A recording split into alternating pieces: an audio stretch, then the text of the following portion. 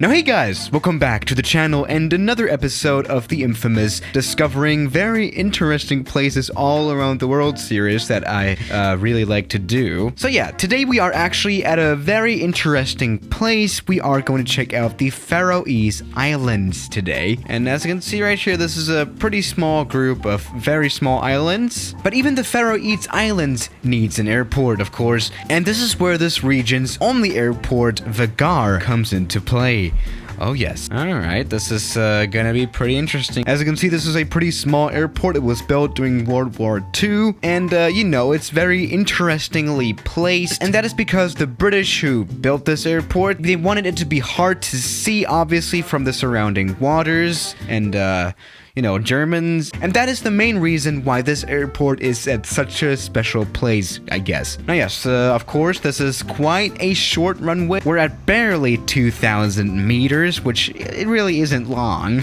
Any other international airport with international traffic is gonna have like at least like 3,000 meters, which is 10,000 feet. But no, this one only has 1,900. Is 1,900 enough for planes like the A320 that flies here? I mean, obviously, otherwise that plane wouldn't fly here. Yes, there's actually international traffic. In fact, the Faroe Islands have their own airline, and it's called Atlantic Airways. And yeah, this airline with their A320s are connecting these islands with the world, I guess. Now yes, Atlantic Airways, they fly to quite a lot of places from here. Some places in Norway like Bergen or Billund or whatever. But there's also Copenhagen, Paris, Edinburgh, Reykjavik, and even sometimes places like Barcelona, Gran Canaria, and even Palma de Mallorca. Atlantic Airways, they fly to these places from the Faroe Islands. There's also Scandinavian Airlines flying here sometimes to Copenhagen, but that's another story. You know what? We haven't used the A320 in a while here, so let's just go ahead and try to do a takeoff with perfect weather conditions, which are not always there, but that's another story. Let's just go ahead and take off. Now yes, a 1,900 meter long runway is not going to be that big of a challenge, but here we go, and that is a takeoff. Yeah, very nice. Yeah, I have kind of missed the A320. Pretty nice plane. Now yes, as I've already mentioned, SAS also flies here. That is Scandinavian Airlines. I don't really like them, but they are also known for flying to quite a lot of special places, just like this one.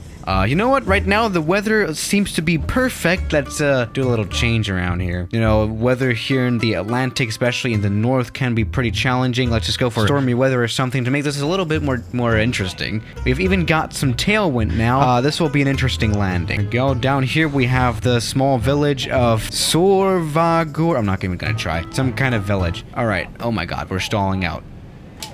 Yeah, you shouldn't really mess with this tailwind. Let's just do this again. Let's try coming in for somewhat of a successful landing. There we go. Oh my God.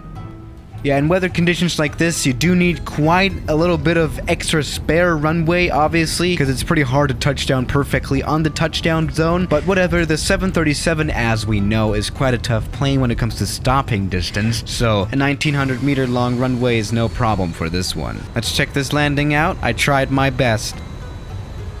Alright, you know what? That was actually kind of solid for conditions like this. So that was not too bad, right? Now yes, the 737 and the A320, these are the biggest plane to fly here ever, and these are probably the biggest planes that I would like ever be comfortable flying here as well, because like, you know, this is not that much of a long runway after all. I mean, for this one, we have almost used the whole runway. But of course, we're gonna fly some bigger planes here anyway. How about a 767? Let's try landing this plane here.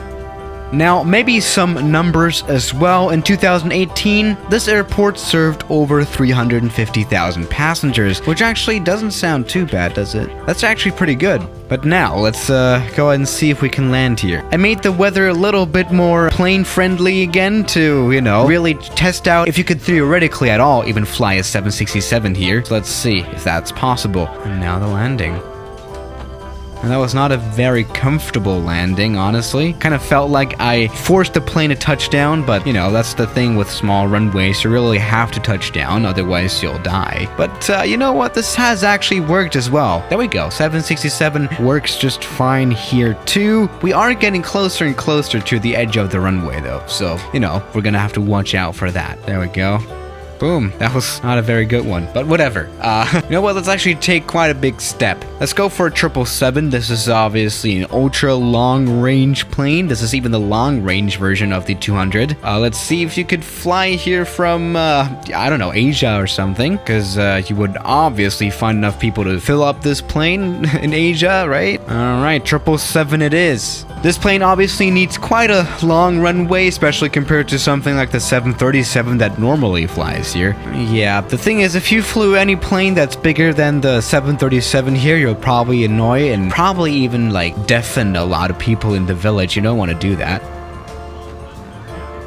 Oh my god. Alright, let's just hope to stop, because I won't be taking off again with the plane that I hit on the ground. There we go, we're looking good actually. We are stopping indeed. Let's see if we are gonna stop in time. Oh god damn it.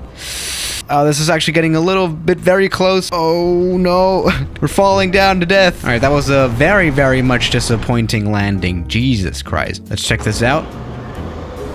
Alright, I mean, so there you have it. You could, without any issues, fly something like a 767 here, but you probably don't want to have very bad weather. You know, planes like the 737 or the A320 are a little bit more, well, maneuverable and more agile in bad weather conditions. But any bigger planes than that, no. By the way, have I noticed how small this ramp is? You know, especially if you consider that there's 737s flying here. This is really a general aviation airport, kind of. But let's just go ahead and take off. In the 747, this is interesting. The thing is, this runway is also not very wide. It actually is quite narrow, which is why you do have engines hanging over grass, which is something that you don't want to have at all. But this worked out too. So yeah guys, thank you for watching today's video, and I'll see you tomorrow. As always, good night. And the 747 is going crazy, Jesus Christ.